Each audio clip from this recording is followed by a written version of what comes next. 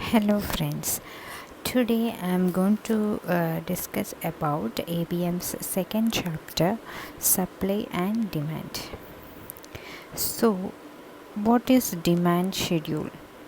It is the relationship between price and quantity bought.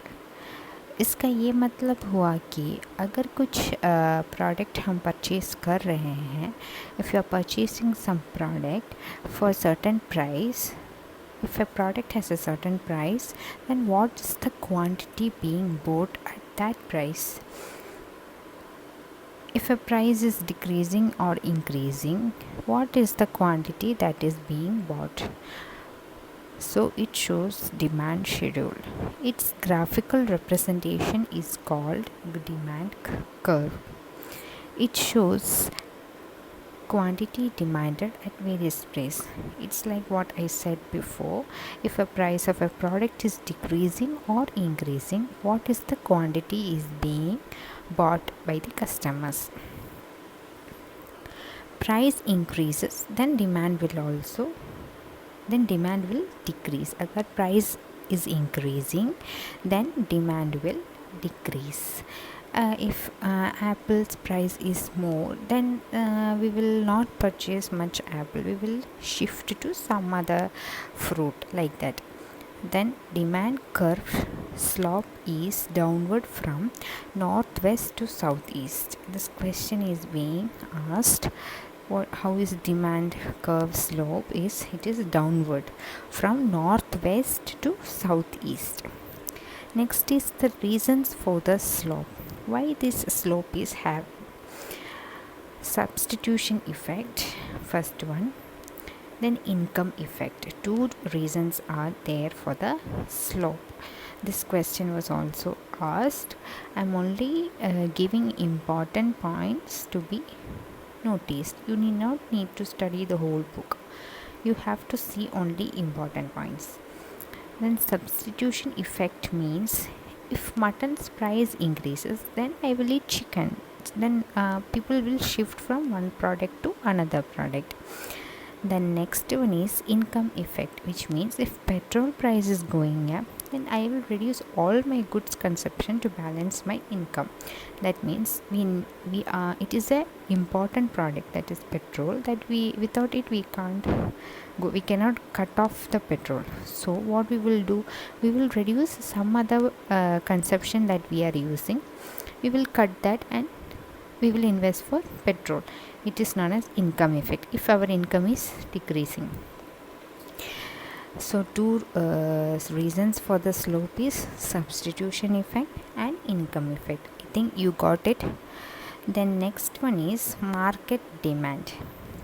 What is market demand? Market means the whole, adding together the quantities demanded by individuals at each price.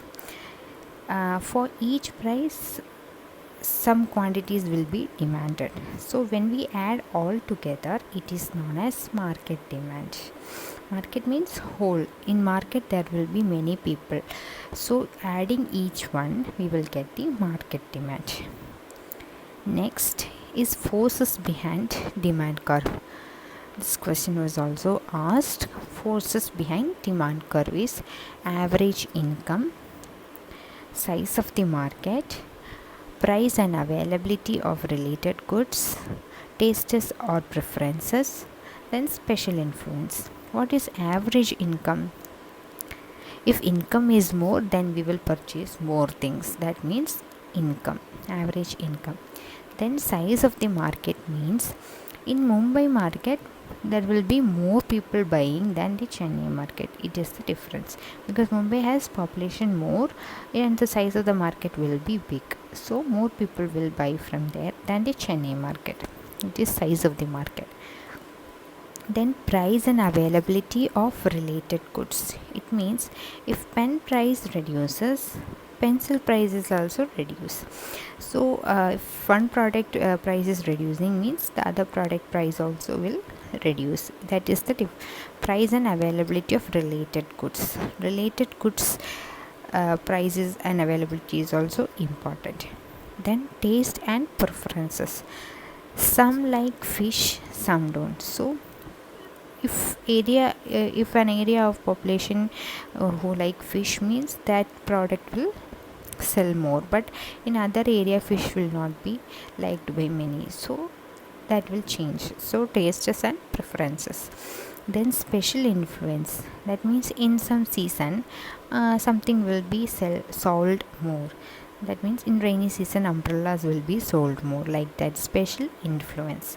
So what are the forces behind demand curve? Is average income, size of the market, price and availability of related goods, tastes or preferences, special influence. So I think you understood demand schedule. Next one is supply schedule.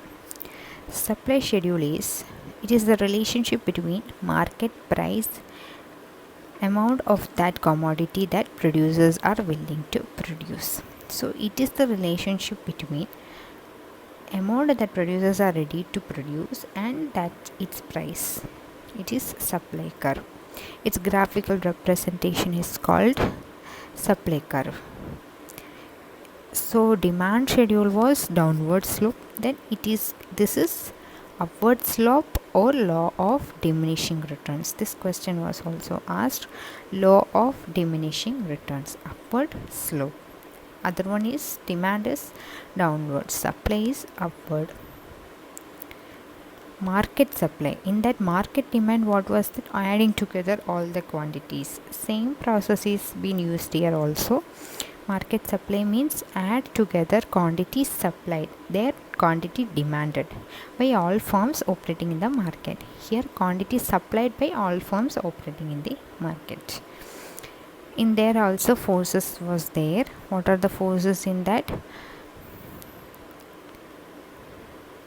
Average income, size of the market, price and availability of related goods, tastes or preferences, special influence. In this, forces are cost of production, prices of related goods, government policies and special factors. So cost of production is how much we are capital is being put for the production of a particular product. It is known as cost of production. Prices of related goods is similar to that of before. If one product's price is reduced, then others is also reduced. It's prices of related goods. Then government policy means if government is stopping one product, we cannot produce that, like that. It is the government policy. Then special factors like weather conditions, computerization, market structure, etc. Special factors, as we said in before also, rainy season means more umbrellas will be sold, like that. So what are the forces? This is also asked. Cost of production, prices of related goods, government policy, special factors. Next is, what is equilibrium? Equilibrium means demand and supply is equal. It is also called market clearing price. When demand is equal to supply, it is called equilibrium. It is also called market clearing price. This was also asked. And one graph is being given in figure 2.5. That question was directly asked last time, 2019. Demand is less and supply is more, then what is the condition? Like that it was asked. Then it is surplus. Demand is more and supply is less, that means shortage. When you see that figure, upper portion is surplus and down portion is shortage. So with that figure you can able to remember that figure was directly asked for the question. So and when demand is equal to supply means equilibrium, that was also asked. These 3 questions were asked. Out of 5 you could have done 3 with that question, and 2 were little tough question that I couldn't do it. I could complete these 3 questions. So with that figure was directly asked, and what it was asked, demand is less and supply is more, what is the condition? That means surplus. Demand is more and supply is less. What is the condition? Shortage. Then when demand is equal to supply, what is the condition? Equilibrium. These questions were asked. So this much only you need to study in chapter 2. There are many tough questions being asked from chapter 2, but basics if we cover, we can complete that chapter very easily. So I will just say the important things. Demand schedule means downward slope, that is important. Then forces is important: average income, size of the market, price and availability of related goods, tastes or preferences, special influence. These are the 5 forces. Then supply schedule means upward slope or diminishing returns is important. Then its forces is cost of production, prices of related goods, government policy and special factors. Then what is equilibrium? That means demand and supply is equal. When demand is less and supply is more is surplus. Then demand is more and supply is less means shortage. Equilibrium is also called market clearing price. Okay friends, so this is only needed for chapter 2. Thank you.